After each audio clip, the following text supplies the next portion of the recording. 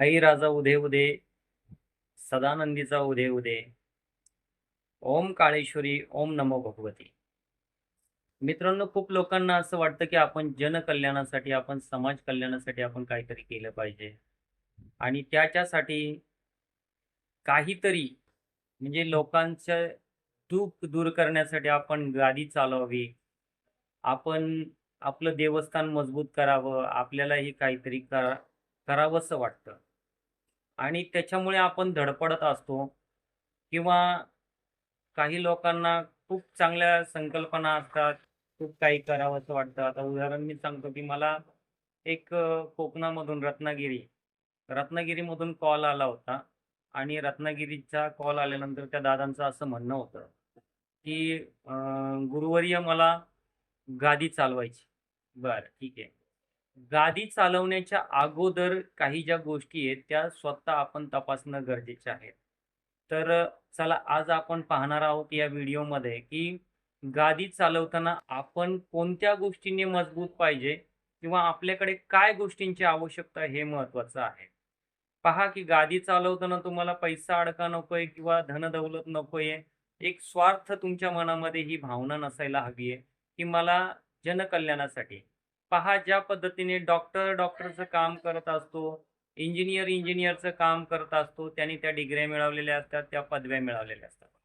त्याच पद्धतीने ज्याचं त्याचं काम करण्यासाठी भगवंताने, परमेश्वराने ज्या त्या ठिकाणी ज्याला त्याला बसवलेलं आहे.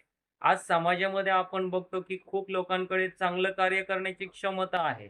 परंतु ते लोकं चांगलं कार्य न करता काय करतात, तर ते लोकं भोंदूगिरीकडे वळतात. म्हणजे काय होतं, की लोकांकडनं पैसे लुटणे, लोकांना लुबाडणे आणि मग ह्या गोष्टीकडे त्या लोकांचा कल जास्त असतो. तर अशा लोकांपासून माणसाने सावध राहावं. म्हणजे प्रामाणिक मत जर सांगायचं गेलं, तर जर तुम्हाला देवाची एखादी गादी चालवायची असेल, भले तुम्ही कोणत्याही देवाची गादी चालवा. त्या देवाचा पहिला पूर्णपणे, संपूर्णपणे अभ्यास करा, की मला या देवाची गादी चालवायची आहे. आता उदाहरणार्थ आपण काय सांगूया, उदाहरण घेऊ आपण, की महाकालीची गादी चालवायची किंवा तुम्हाला काळूबाईची गादी चालवायची किंवा तुम्हाला तुळजापूरच्या भवानीची गादी चालवायची, तुम्हाला येडेश्वरीची गादी चालवायची किंवा तुम्हाला धावजी पाटलांची गादी चालवायची. आता गादी चालवणं म्हणजे काय, की तुमच्याकडे येणारा जो भक्त आहे, तो काहीतरी दुःख घेऊन येतो, काहीतरी अडचणी घेऊन येतो. काय आणि मग अडचणी घेऊन आल्यानंतर, दुःख घेऊन आल्यानंतर, त्या दुःखाचं निवारण करणं किंवा त्याचं दुःख देवापर्यंत पोहोचवणं हे तुमचं कार्य आहे. ज्या पद्धतीने एखादा डॉक्टर, पेशंट त्या डॉक्टरकडे गेल्यानंतर तो काय करतो, की तो त्या पेशंटला तपासतो.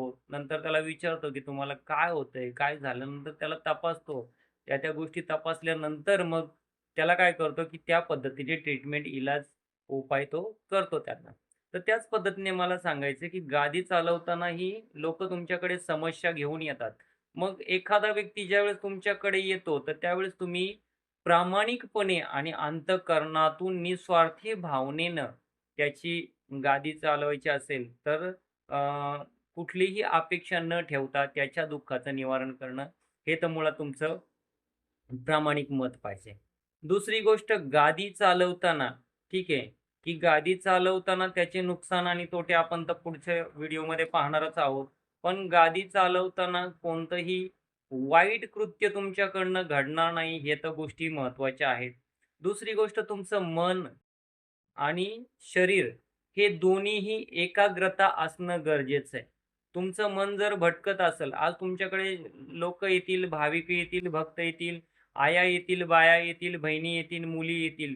पण तुमच्या मनामध्ये त्यांच्याविषयीचा असणारा जो भाव आहे, तो भाव स्पष्टपणे एखाद्या म्हणण्यापेक्षा आपल्या मुलीसमान असावा, आपल्या बहिणी समान असावा, आपल्या आई समान असावा.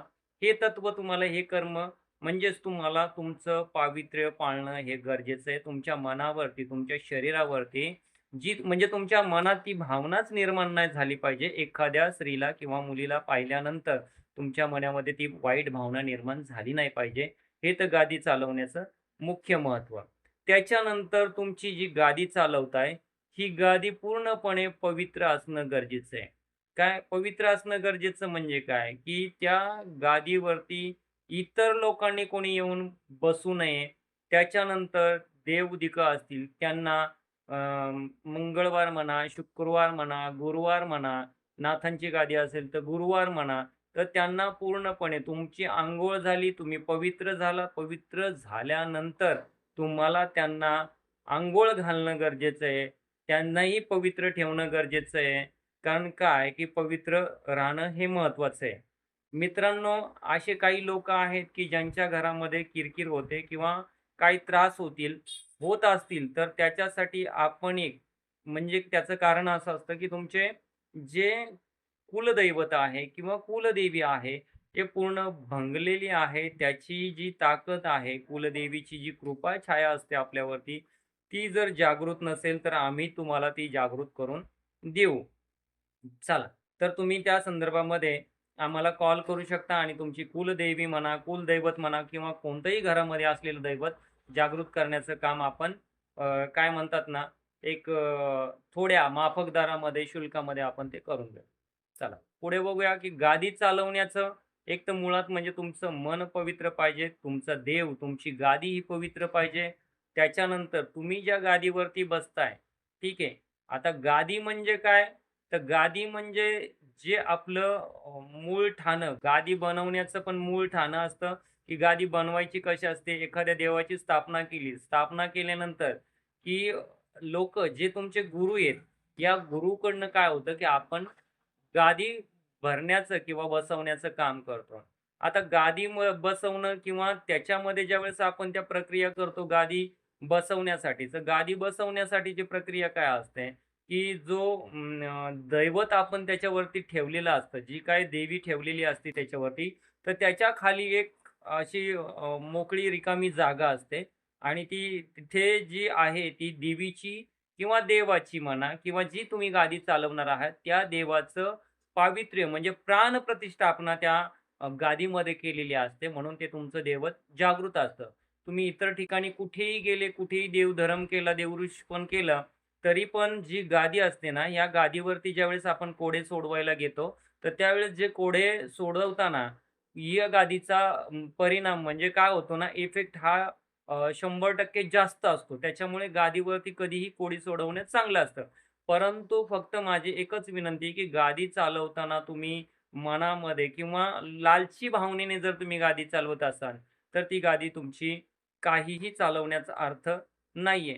दुसरी गोष्ट, की गादी चालवताना तुम्ही चांगल्या गोष्टीसाठीच तिचा उपयोग करा. तुम्ही जर काय म्हणतात ना, वाईट गोष्टीसाठी जर त्या गादीचा वापर करत असाल, तर मग तुम्हाला ती गादी चालवण्यात काय होईल, की ठराविक दिवस जोपर्यंत तुमचं देवस्थान जागृत आहे. काय आता गादी चालवण्याचे पण काही अशी कारणं आहेत, की कोणत्या देवाला कोणता आहार चालतो, त्याचा नैवेद्य काय आहे, तो भोग किती दिवसांनी दिला पाहिजे, काय दिला पाहिजे. म्हणजे ह्या सगळ्या गोष्टी बघा कसं असतं माहिती आहे का? शिपाई जर खुश असला ना, शिपाई खुश असला तर शिपाई मालकाला सांगतो, की "नाही, नाही यांचं काम करून टाकावं." आणि मालक डिपेंड कोणावरती असतो? तर शिपायावरती असतो. म्हणून त्या गादी चालवणारे पण काही रखवालदार असतात, राखणदार असतात, की ते तुमचे शिपाई म्हणू आपण त्यांना किंवा देवाचे गण म्हणू. तर यांनाही खुश ठेवणं आपल्याला त्या गादीसोबत योग्य असतं किंवा ठेवावंच लागतं आपल्याला.